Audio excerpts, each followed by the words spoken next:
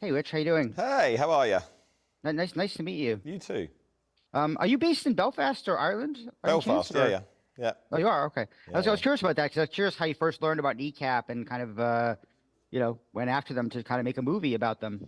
Yeah, I mean, I'd moved to Belfast maybe 2 weeks before I met Kneecap. Oh, wow. My wife is from West Belfast, where they're from, and it was one of those kind of serendipity things, really. Is I wandered into a bar where there was an Irish hip hop act playing, and was sort of just blown away by these young guys throwing baggies of white powder out into the crowd and whipping everyone up into a frenzy, and just the energy and the controversy of them just kind of blew me away. And I think that as a filmmaker, when you find kind of a precinct you feel hasn't had a camera put on it, there being 1,000 young people rapping in Irish back at them, and I just didn't realise that was even a thing. Particularly, it just felt like I'd uncovered something very cool, and I wanted to delve into it more. And yeah, my filmmaker sort of, I don't know, senses were going into overload.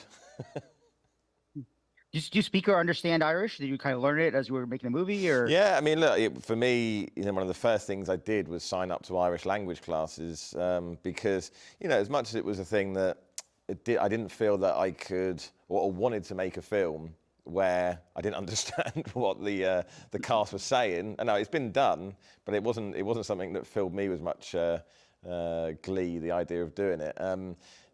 On top of that, I think that in order to really understand why the language was so important to the band, you had to learn it. Do you know what I mean? You have to kind of get under the skin of the language and understand why it's, what's within the language that's so important. And Irish is it's an oral language rather than a written language, so it's passed down through music and poetry and things like that, and storytelling. And so, there is this whole lexicon there that you just need to understand to get them.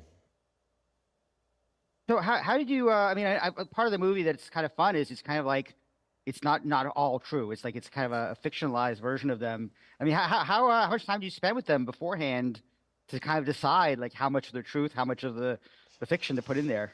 Well, as much as a professional relationship we have, we've worked together for 6 years now, and first and foremost, they're friends. They're the people who, if I go for a drink when I'm back home in Belfast, they're the people I call up. They're the people I hang out with. So there's much more than just a professional relationship there. But we spent a lot of time together. In the first 6 months, a year, it was like almost like one long extended interview in pubs. Do you know what I mean? Just sitting drinking and getting to know them and getting to know what made them tick and the stories. And it was kind of that process, those stories, you kind of, piece them together.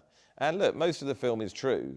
Some of the more kind of mundane stuff, just to tie together what is a tri-protagonist film, which is kind of a difficult thing to do, to have three main characters. I don't think I can't. Well, I desperately tried to find any films that had three main characters and kept coming up short on it. So it was, and I didn't know if that meant that it's just not doable. But I think we just about pulled it off. But it's there is a lot of to make it fit within an hour and 45 minutes. Some of the little sort of joining things we had to make up, but some of the maddest stories in the film, they're all true, and that's what that. And the other thing to say is that when we have the end credits and you see real footage of the band playing over the end credits, we didn't realise how many people were going to watch the film, and that's the first time they realised that they're a real band. That was me. That was totally me. That was, yeah. I mean, there wasn't something that we did on purpose. It was kind of this. I know, because we knew obviously that they're a band. We just assumed everyone else were, but obviously it makes absolute sense. They're not a globally, not Taylor Swift. Do you know what I mean? And so it's like, of course, lots of people don't. And actually, we kind of accidentally fell into a really nice ending to the film in that sense. Do you know what I mean? That last twist that people go, oh, they're a real band playing themselves. That's cool. But there been some great hip hop movies. 8 Mile is obviously a classic. 50 Cent's Get Rich or Die Trying, which was directed by an Irish filmmaker, Yeah. oddly. Did you guys watch any of those kind of like before you started making the movie, just to get some thoughts on it? Or? Not particularly those. I mean, I've obviously seen them before. I mean, I would say in terms of influences, Trainspotting's one that, there's some kind of overt nods to Trainspotting in the film. La Haine, the French film, there's another one. Amelie, I would say, is another one, just because it's a film that always sticks with me. That the first time it had such a distinct style. Do you know what I mean? It really was, stylistically in terms of its colours, in terms of its camera movement, something that just blew me away. Its editing, and it's just always stuck with me since I was, younger. I mean, one of my daughters is named Amelie, and that's no accident. Oh. So I didn't name my other daughter Trainspotting though. I think that would have been a bit cruel. So how about getting Michael Fassbender and some of the other actors? Because obviously you're having the band act in the movie, and then you have these like pretty heavy duty actors in it. Did Michael know their music already, or did he kind of like because? Yeah, I think we sent in the script. There's only really a handful of what you call sort of maybe top tier Irish actors who speak Irish. So it was a fairly small pool, and we sent Michael the script. He was someone who, having played Bobby Sands in Hunger, was someone who's revered in the north of Ireland for that role. So we really wanted him to do it. We sent him the script, and literally a week later, he kind of came back and said, let's have a chat. And I had a call with him, and he signed up to the film. And it was, obviously a massive boost to all of us. But, he didn't know about the band until he got the script. And then he became this super fan. And it was quite funny being on set because he was more fanboying off the band than they were fanboying off him. So that was kind of cute. Interesting. Did you shoot the entire film in Belfast as well, or? Well, the majority of it was Belfast. Some of it was in Dundalk, which is sort of about an hour and a bit from Belfast. And, there's a couple of scenes on a beach and things that are in that part of the world too. But yeah, look, most of it was shot on location on the streets around where we live. And that's kind of a cool thing too, when you're shooting so locally. You kind of, in a way, you've been wrecking the film for years because it's the streets that and you know what I mean? Belfast is the graffiti capital of Europe, and we knew we wanted this vibrant palette of colour and sort of leaning into that. And so, we were very lucky to have a city as sort of cinematically interesting as Belfast have as our background. Yeah, I spoke to John Carney a lot over the years, and that's part of when he shoots movies in Dublin. It's the same thing. He's like, he knows every door, every rooftop. Like it's a lot easier. That's interesting because I have a feeling that they're kind of hometown heroes there in Belfast, but maybe not the authorities aren't.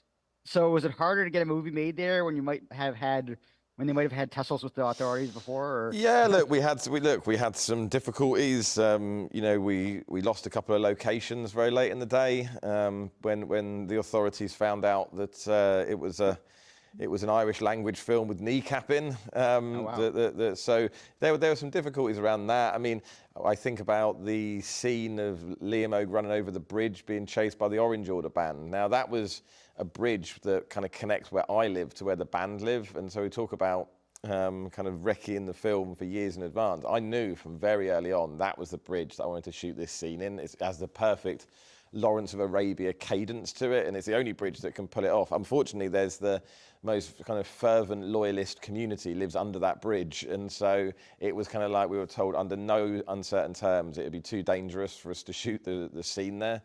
And I kept pushing and pushing and pushing, and eventually we got permission to film at like 6 a.m. on a Sunday morning for a couple of hours. The idea being that anyone who'd cause us trouble would probably be hungover in bed at the time. And so we got in and we got out pretty quick, but I was very glad we got that shot. By the way, did JJ have any acting experience beforehand? I felt like he was the one guy who I thought, okay, that's a real actor. I had no idea if he was. No, I mean, I would say as well, maybe JJ would be the person who, when we started doing acting classes 6 months before the production, he was probably the one who found it most challenging.